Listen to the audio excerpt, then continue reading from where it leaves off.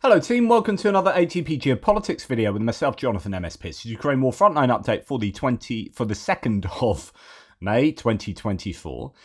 Thanks to JR who's done the mapping for us today. Absolutely amazing, especially considering there are so many pins going on at the moment. Things aren't looking great for the Ukrainians. We're going to do a little bit of analysis at the end of this with reference to a conversation between Bill Kristol and William Kagan of the ISW and AEI. So we're gonna dip into that video later after we've done the mapping update. Hopefully you'll stick around for that. If you don't know what the lines on my map mean, or on our map, please check out the screen at the moment. Pause the video. Right, we're going to go to I guess even before we get to the front line, we're going to dip into the ISW, Institute for the Study of War, American Military Think Tank, to discuss a little bit of what's going on with regard to force accumulations, concentrations. The Russians are arguably amassing troops in a number of places ahead of a possible offensive later in the year. So here it says Russian forces have deployed, according to a Ukrainian military observer, no fewer than 50,000 Russian personnel to its area of responsibility in Kursk, Bryansk and Belgorod Oblast areas. So that is these three oblasts here. Of course, 50,000 isn't a huge amount when you're spreading them over a vast border area. But the question is whether this is enough or will be enough to attack in any of these places, or whether it diverts Ukrainian resources and personnel to those border areas. And that's something actually that Bill Kristol and Kagan talk about. Right, Russian forces continue ground attacks right along this northeastern front line. I'm not going to go into details there, but it has become quite active along here again. We've seen a real stability there for a good month or so. So it's basically getting, and indeed there's activity in the Velika Novosilka area, Fromivka, and indeed Robotina as well. So pretty much the whole front line is definitely hotting up. Now, interesting that right at the north, somewhere that we haven't seen any pins on the map ever, actually, north of Tevelzhanka here. So you've got Sinkivka, Kupiansk-Sinkivka. A lot of activity has been seen previously there. And then Dvorichny, if you remember, you've got this river that comes all the way up here along this is the front line. And the Russians would struggle to get across the river because in a lot of these places, yeah, you might have a bit of flat floodplain on one side, but behind that there's this, I don't know if you can call it a mountain range. There are hills and higher ground to the west of the river, so it becomes difficult to cross here. Now, this pin exists up this river, and it's Surat maps just saying that the Russians control area right up to the river, and I'd imagine it's a case of they didn't have evidence that Russians were there and have just seen a bit of evidence that Russians are in that area. So rather than that being grey zone, it's unlikely that you'll have any Ukrainians really across this river. So it's just a case of jigging that front line in that area. So I don't think that's worth anything more than that. Then as we come further down, we can see that deep state maps here. Ukrainian Defence Forces regained positions east of Yampolivka, and this appears to be exactly where Surat maps had a couple of movements over the last few days. So that's now confirmed by all the mappers. The Ukrainians have successfully pushed back in that area just on the salient to the west of Crimea there. So that's your good news for the Ukrainians. Then we come down past Seversk, seems to be relatively quiet, and we get to Chaziv Yar, where, as you can see, Surat maps has the Russians gaining in that same forest area that they're pushed up to the canal at, and actually expanding that onto the higher ground. So this is the ridge north of Ivanivska. This is Mount Baba, which is just higher ground essentially north of Ivanivska. If we do go into the 3D rendering, that's going to be a challenge to fight up, but actually the Russians are just fighting along it, and therefore giving themselves an advantage in pushing further to the south or having fire control over the south, and also somewhat surrounding, at least from one side here, or two sides really, the canal microdistrict on the eastern side of the canal, on the outskirts of Chaziv Yar there. This has prompted some, I don't know if this has that exactly, but the kind of general moves to the north here might have prompted Russians to claim that the Ukrainians are withdrawing from Klishchiivka. I don't know that that's true at all. It's just said in the Institute for the Study of War here that Russian mill bloggers claim that there are reports that Ukrainian forces have begun to withdraw from Klishchiivka, although one mill blogger acknowledged that he had yet to confirm the reports from with his own sources. ISW has not confirmed that, so take that with a pinch of salt. When we look at Chasiv Yar here, the ISW says that, not ISW, Syriac Map says the situation east of Chasiv Yar during the last few hours, Russians took control over the remaining areas of Mount Baba. The intensive bombardment forces the Ukrainian army to withdraw to the trenches of the water channel. In addition, clashes between both sides are taking place in the first buildings of the Canal micro-district, which is, of course, what they'd said previously. In fact, if you remember, Syriac Maps claimed that the Russians had control over much of the Canal micro-district, but I think that was their predilections for making overzealous claims with regard to Russian advances and areas of control. Now, we're going to pop into another Tatarigami analysis here that looks at both, I think, Chasiv Yar and Ocheratina, as well as Seversk areas. So this will be going down south as well. He says, or they say, Russian forces have gained tactically near Ocheratina and Chasiv Yar and have attempted a large assault towards Seversk. Front intelligence insight provides a concise analysis of the current situation in this thread. Before proceeding, please like and share. Yep, okay. So, according to on-the-ground reports, occasional Russian groups have temporarily, and we're going, by the way, to, where is this Chasiv Yar area? Occasional Russian groups have temporarily crossed the canal at Chasiv Yar, but didn't establish a bridgehead. A geolocated video by Gik, so he's with Andrew Perpetua's team, shows that Russians tried to set a position in the south of Chasiv Yar at the land bridge crossing. So it's a bit of an argument about what that meant yesterday. If you remember, I talked about considering that Russians gathered superior means and forces in the area, it's a point of concern. It opens an opportunity to advance into the forest on the west side of the canal.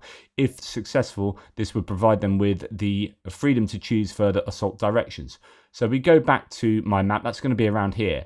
Now, what I haven't shown you for some time are the culverts that are around the canal in this neck of the woods. These are important because the canal, on initial thoughts, you think, well, the canal is a really difficult challenge for the Russians to cross with equipment, but actually there are culverts in this area and bridges on the pins. Now, the bridges will be blown up and they'll be fairly useless, but the culverts won't be. So culverts are actually areas that you can cross because the canal goes underground here. As you can see, there are 3 entrances to the canal there, and they come out these 3 exits over here, or vice versa. And that means there's absolutely no surprise that the Russians are pushing through this forest area, because they will be able to cross this area with mechanized equipment, unless the Ukrainians blow those culverts up. And I don't know how doable that is. There's also this area to the north if they carried on from Bodanivka, but it doesn't look like they are doing that right now. So this is a really sensible place for the Russians to attack. Anyway, continuing on here, losing control of the southern part of Chasiv Yar would be negative, opening the road leading to Konstantinivka, with the small village of Stupochki being the only obstacle in the way. However, we are not currently close to that situation. So that is Stupochki here, and then that road comes down to Konstantinivka, which is the start of this crescent of major settlements: Konstantinivka, Druzhkivka, Kramatorsk, Slovyansk, and then eventually round to the Serebiansky forest, and then Seversk up here. So that gives you a sense of where we are. And of course, you can then start linking what you're doing in Avdiivka as the Russians and what you're doing in Chasiv Yar, and about interdicting this road, and you could eventually take Konstantinivka from both sides.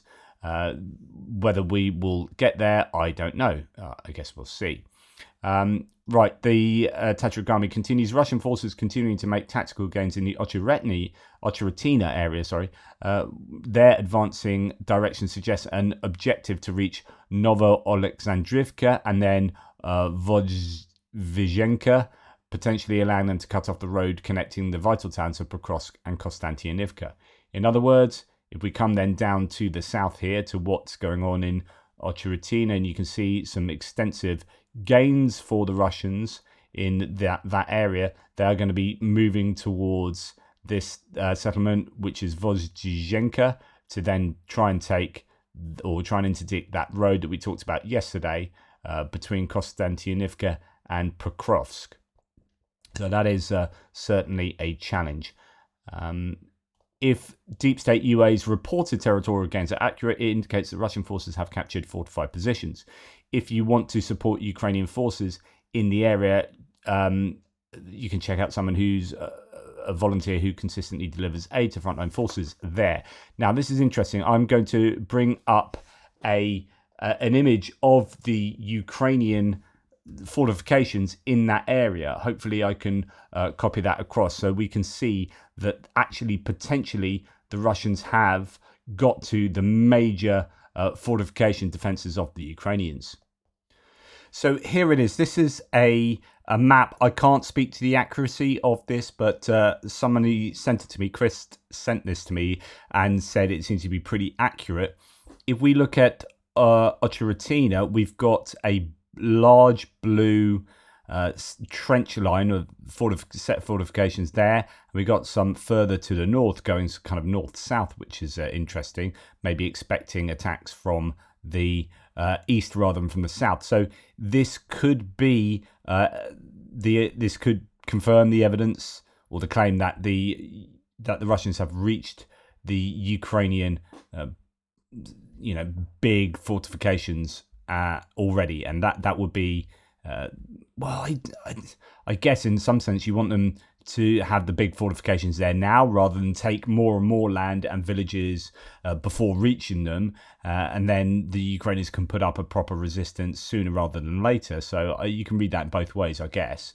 Anyway, going back to Tatarigami, we have the next one here saying, in the Bilohorivka-Siversk direction over the past 48 hours, the enemy has launched multiple assaults from various directions supported by a series of carb strikes. So those are the guided glide bombs. Ground reports indicate that approximately 8 carb hits occurred within 30 minutes.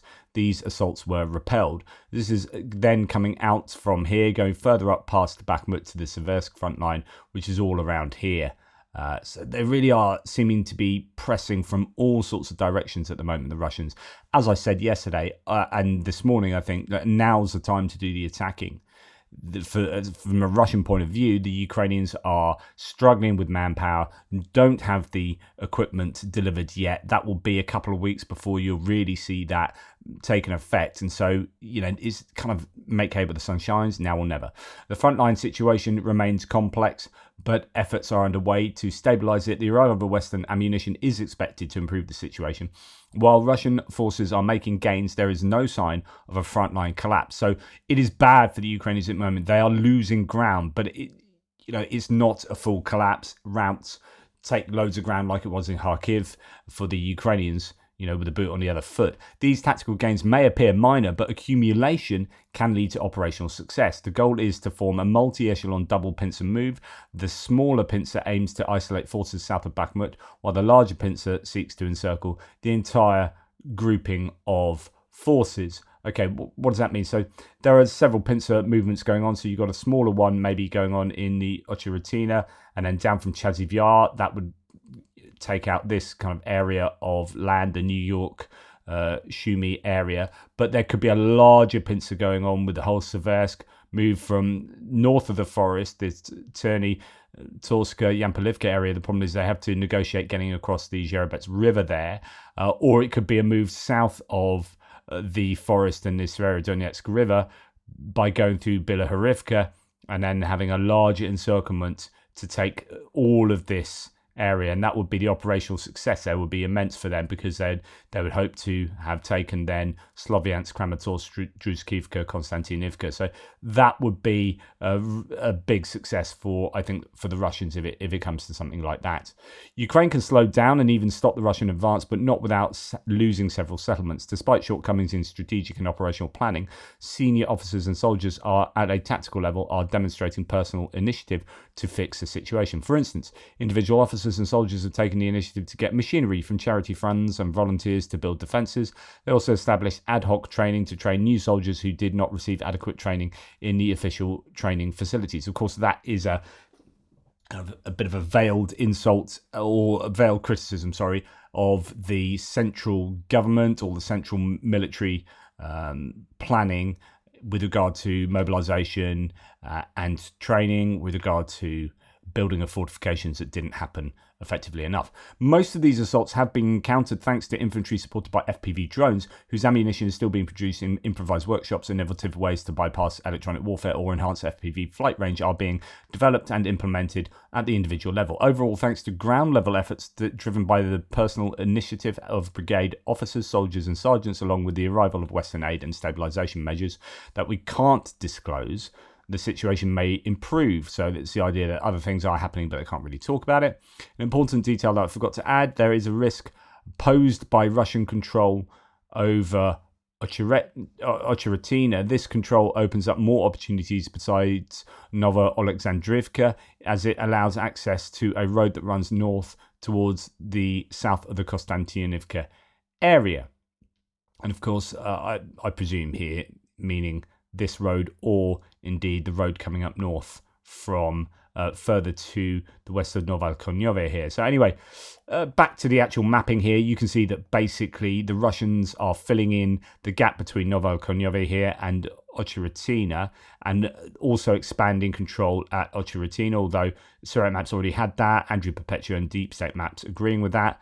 And then, although they're not in as complete agreement with Surat Maps that has the Russian control further to the north, it is a case of the Russians inexorably pushing on in that direction. And of course, south around Solovyove, a village just west of Novobakhmativka there, the Russians gaining, Surat Maps having more expansive control for the Russians, pushing north and along the tree line to the west towards the kind of, river feature there of the next river along from the,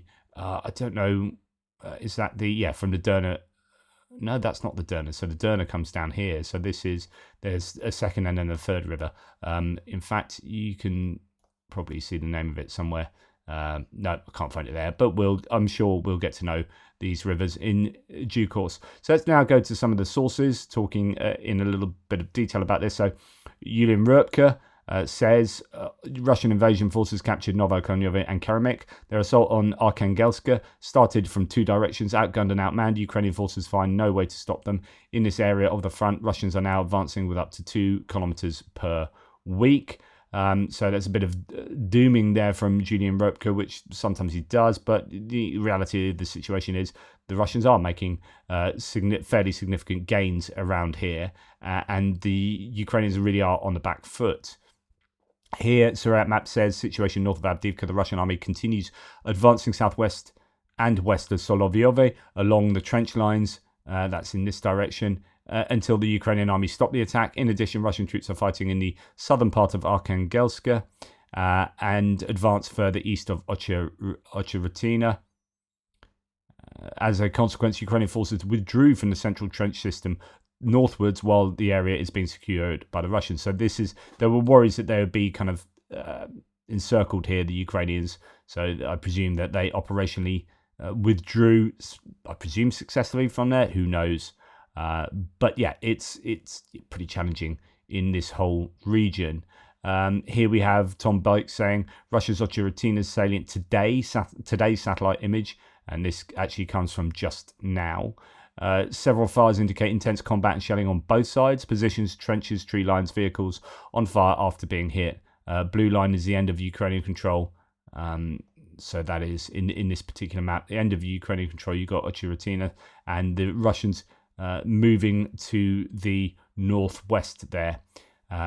Now, I wonder about this. So I wondered previously in places like Robotina on the southern front line, if you had enough ATACMS, would you not use ATACMS against frontline targets? I mean, could that really help? We just saw 4 ATACMS be used in Luhansk to take out, say, 100 soldiers at a training. That's 4 ATACMs to take out a training ground right out in the open. I don't know whether 100 people will have perished in that. So that's 1 ATACMs per 25 people. Now, if you're making that calculation as being an effective use of ATACMs, then I don't see why you're not using them to help defend in places like this. Especially with those clusters, taking out, probably quite a few troops in using them. Let me know what you think about the use of ATACMs in such a way. And here, I thought I'd give you a sense of what Ocheritina was just a couple of years ago. It's a nice little primary school in Ocheritina with their little Vivi Shankar shirts on, like my one back there, thanks to your man Mark. And your woman, Olena, I can't just say it's Mark, because Mark and Olena are both wonderful supporters. And yeah, that's what the school looks like now. So thanks, Russia. That's liberation for you, isn't it? And then we come on further to the south now, moving away from activities around Avdiivka, and we come down towards Konstantinivka down here. But actually, just before we get there, we have Pervomaisky area, Netailove. There are Russian gains. Deep State map now agreeing with Suret Maps' early bold claim that the Russians had taken quite a bit of ground to the south there. I don't know if that's definite confirmation. And then Ukrainian gains around Novelska, pushing back there. I thought that was pretty interesting. Remember, Suret Maps wheeled back some of the claims about Novelska just the other day, when Andrew Perpetua said weeks ago that was empirically false, what they were claiming. So I would imagine in this particular area, Andrew's probably got it correct there, but actually possibly a counterattack a good 2 weeks ago possibly happened there, and that's from Deep State Maps. So anyway, coming on down past Krasnohorivka, no changes there in the last 24 hours. Good news for the Ukrainians. They've been put under quite a lot of pressure there. We come to Novomykhailivka towards Konstantinivka, and indeed at this point we have Surat Map saying that the Russian army made new advances towards Konstantinivka and the Konstantinivka-Vuhledar road, and southwest of Novomykhailivka. Clashes with the Ukrainian army are taking place on the outskirts of Paraskevivka. Some people have been claiming that Paraskevivka has fallen, but I'm not too sure about that. I think that's features in the Institute for the Study of War. Yeah, up here. Russian forces reportedly seized Paraskevivka, but there's no visual confirmation of that. So you do sometimes get these claims, and not even Surat Maps has that. So we may well see that. It may well be that the Russians are there and fighting in it. I did say that they seem to have stopped, taken a pause, taken a breather, as it was incredibly expensive for them to take Novomykhailivka. And then they kind of stopped. I'd expect that to pick up at some point and then to be doing attacks on Paraskevivka. So it wouldn't surprise me at all, because that goal of Konstantinivka will be definitely in their sights, and then making those gains to the south of Novomykhailivka there. Bit of a worry for the Ukrainians. So it's pretty much a worry for the Ukrainians right across the front line at the moment, as they are awaiting an awful lot of stuff, and they desperately need boots on the ground. And then we come to Velika Novosilka, and you can see that in the Uruzhaini area on this river. If you remember, you got Staromayorska, comes down to Uruzhaini. It appears that both Deep State Maps and Surat Maps have the Russians taking quite a bit of control of land and village there in that area. Rebar, which is a very pro-Russian source, says of this, in line with their MOD, assault groups of Russian armed forces advanced several hundred meters, occupying the territory of a former farm and agricultural equipment hangars in Uruzhaini, which was lost last summer during the Ukrainian counteroffensive. Latest data shows that Russian troops have gained a foothold on the southern outskirts of the settlement. Artillery and aviation are working on its central and northern parts, suppressing enemy firing points and strongholds. Again, it's those aviation, those guided glide bombs, the carb bombs, that are really so problematic for the Ukrainians. Only the names of the settlements themselves remain. Most of the buildings have been destroyed by regular strikes. Storming of the farm territory is important because of its location on a small hill. The rest of Uruzhaini, as well as Staromayorsk, are located on the lowlands near the river. But by relying on the positions taken, it will be possible to build on the success towards the heights and plantations of the east, and it will make it possible to level the front along the border of Urzhany to Novodonetsk. Okay, let's have a look at that then. So it's about leveling this area here, Staromyrsk as well, Urzhany. Let's go and look at what the views will be for the Russians as they move down the river. You can obviously imagine this is going to be the lower ground, and moving through the river area. You can see that if we can twist the map. If I can do that, yes I can. Right, so if I use the control button, there we go. So we can see that they will be going along the low ground here of the river, but also if we put that back to north, they're going through the sorry about that. They are going through the town of, or the village of Urzhany, which means harvest, and that is supposedly on the low ground. It does seem to rise up fairly gradually. It doesn't look to be too intense. Slightly higher ground to the east and possibly to the west.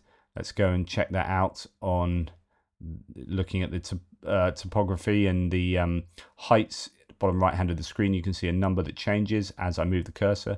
Those are different heights. So Urzhany there is at 120 meters, and then we have 140 meters over to the west, so that over to the east. So that's about 20 meters difference from there to there.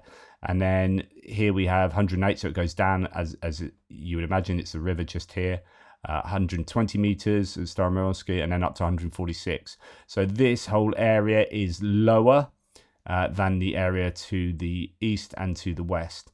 The Russians will probably be looking at taking this land here and maybe pushing up here, trying to encircle the lower towns and get fire control over them. Anyway, just, it's my thoughts there. And then when we come to Syriac maps, they say of Urzhany, the Russian army has improved their positions in the southern outskirts of Urzhany there. So, yeah, looking pretty challenging for the Ukrainians across a number of places right up and down the front line. No changes to Robotyne. There were some changes there yesterday. If you remember, the Russians having some success. Different claims as to how much control they have over there. As mentioned here, geolocated footage published on May the 1st indicates that Russian forces advance in southern Urzhany. Russian mill bloggers claim that forces advanced near there along a front almost 4 kilometers wide and 800 meters deep, and Russian forces control the southern Urzhany. A Russian source also claimed that Russian forces advance up to 1.5 kilometers wide and 400 meters deep near Novodonetsk, but the ISW has not observed visual confirmation of that. So that is both in Urzhany and Novodonetsk as well. Not seeing the latter marked on the map. And then some Russian mill bloggers claim that Russian forces completely seized Robotyne over to the west here, south of Orikhiv. So you've got Orikhiv there. And we have Robotyne in this salient that the Ukrainians took, but it did cost them a lot of time and an awful lot of personnel and some equipment as well. So the ISW continues. Other Russian sources claim that Ukrainian forces retain positions in the settlement, that the footage of the Russian flag is not new, so that was raised in Robotyne, supposedly, and that Russian forces withdrew from their positions in Robotyne after filming the footage. A Russian mill blogger claimed that eastern Robotyne is a contested grey zone. So there are differing claims about this, which is probably why you have Andrew Perpetual and Deep State Maps not agreeing that the Russians control any of Robotyne, and you have Syriac Map saying yes they did, but that could be Russians rushing in, putting up a flag, filming it, and then rushing out, which is what they did in Mariinka. Even though they eventually did take Mariinka, there was a time when they said we've got control of this, and it was just a quick run in, pop up a flag and run away. So we do need to be careful about claims like that, but it could be the writings on the wall for Robotyne anyway, as it will be for many of these places, as the Ukrainians are struggling to defend them without that requisite equipment and, again, personnel. Right, we're going to pop into this chat between William Kagan and Bill Crystal. This is a really good, well worth listening to all of this, by the way. We're going to do a good few minutes of this. I hope you don't mind. You can tune out if you only wanted the map update. Here we're going to listen to what Kagan thinks is going to happen going forward with the Russian attack and a potential eventual Ukrainian counterattack. So I would think sometime in the next couple of weeks, I would expect and hope to see the Ukrainians starting to stabilize the lines against this attack. But the Russians are also preparing more significant offensive operations. Timing for those is a little bit less clear. We've heard Ukrainian estimates ranging from late May to June or even July. Depends on exactly what conditions the Russians are trying to set and what risks they're trying to take. But the Russians have built up a lot of reserves, and they are holding forces in reserve in preparation for those offensive operations. So I think odds are sometime in mid to late May, June, we'll see the start of another major Russian offensive operation. And the Ukrainians will have to weather that. There are some alarming things, or potentially alarming things that we're seeing. The Russians are building a group of forces in Belgorod Oblast, which is the Russian area directly north of Kharkiv. And Ukrainians are talking about Russians preparing to drive on Kharkiv city again, which they have not done since 2022. I'm personally skeptical that the Russians are going to be able to put together a large enough force really to threaten to take the city against equipped Ukrainian defenders. But that... Absolutely agree with that. You've got to remember this is the second biggest city in Ukraine, and goodness me, if the Russians have taken that long to take places like Bakhmut, Chasiv Yar they're trying to work on at the moment, then how many troops would they need and how much equipment they lose? Goodness me, Novomykhailivka saw the end of 320 odd Russian pieces of Russian equipment. And Novomykhailivka is, let's see, this is a town that is very small population-wise compared to Kharkiv. That is 4.4 kilometers across, and how deep? So that is 1 kilometer deep, right? 320 Russian vehicles destroyed, and that is what's been visually confirmed. Could well be much more than that.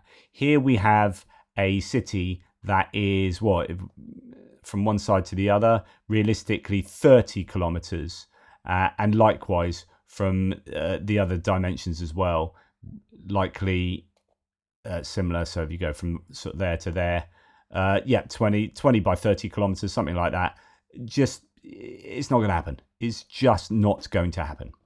Will draw Ukrainian forces away from other parts of the front. That could be and why. Make defending against the whole thing challenging. So I think we're going to see a series of Russian offensives probably rippling across the front starting in late May and running through August, September, that the Ukrainians are going to have to receive and stop. And I think I think the summer is going to be a Russian offensive summer.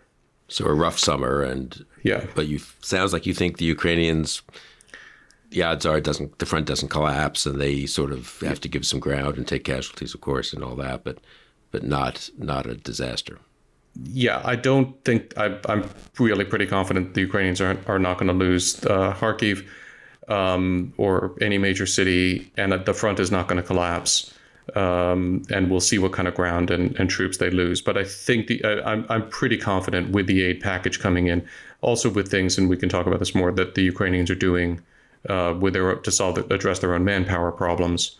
I'm pretty confident the Ukrainians are going to weather the Russian summer offensive without having really terrible things happen. And this kind of brutal, I guess, bombing campaign against civilian sites all over the place, Odessa and elsewhere, that too they can and will have to weather. Is that how important is that strategically? Well, so the brutality against civilians is, these are war crimes and very serious things. They're not going to break Ukraine's will to fight. That's just sort of unnecessary evil. The part of the strategic bombing campaign, because that's basically what this missile campaign is a strategic bombing campaign done with missiles and drones. The part of it that is problematic is the attack on the Ukrainian energy infrastructure, which has been devastatingly effective. And that's bad in all kinds of ways. And also now, of course, the Russians are striking rail facilities and other things to try to hinder the arrival of the aid. I think it's too soon to tell how effective that will be. But hopefully some of the first aid that's going to be arriving is going to be Patriot interceptors, which can help the Ukrainians defend against these attacks, because it really has been. I mean, the things that have gotten the artillery shortages have been very bad, but as the Ukrainians have been running out of interceptors, that's what's been terrifying. And it's one of the reasons why, I really started hopping up and down about the aid package, I and others, because, if the Ukrainians actually ran out of interceptors, we could be having Aleppo going on. I mean, we could actually start to have Russian manned bombers over Ukrainian cities, and that was a real danger. That's not going to happen with the aid package that we have now. So I think the Ukrainians will be able to go back to shooting down a higher percentage of the missiles and defending this infrastructure. But the Russians have gotten better. They've gotten better with targeting. They've figured out what kind of missile packages work. It's going to be tough, but the inflow of aid will, I think, help the Ukrainians get this back under control.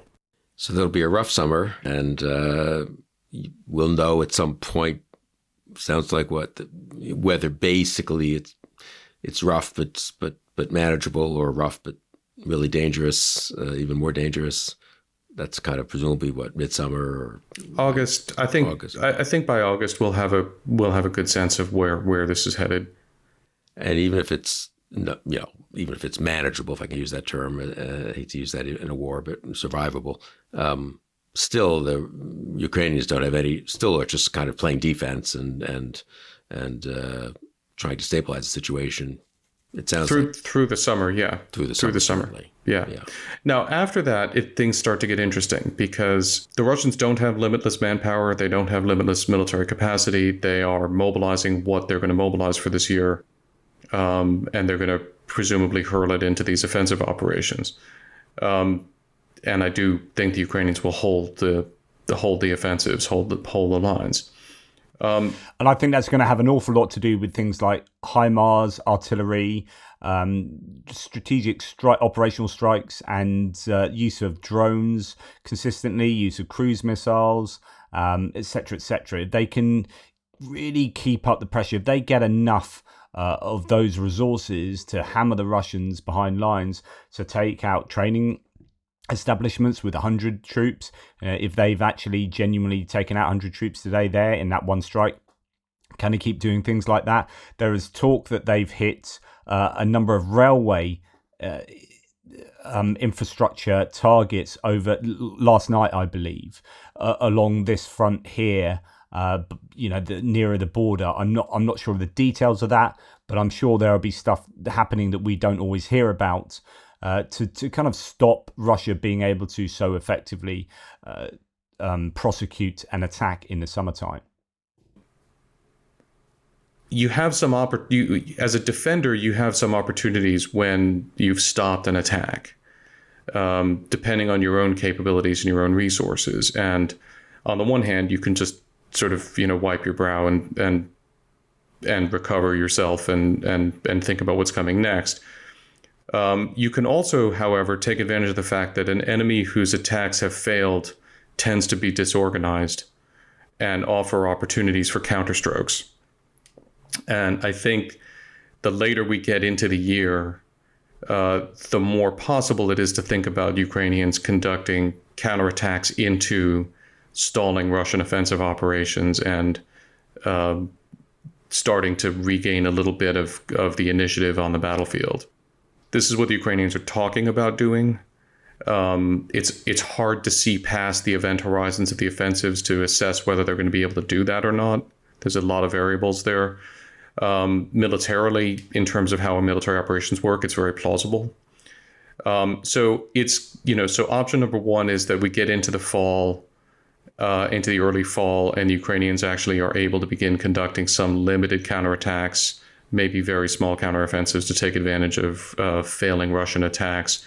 Or alternatively, the Russian attacks peter out and the Ukrainians take advantage of, what should be, getting to the climax of the inflow of this aid package and other European aid packages, as well as addressing their own manpower challenges, as I've said.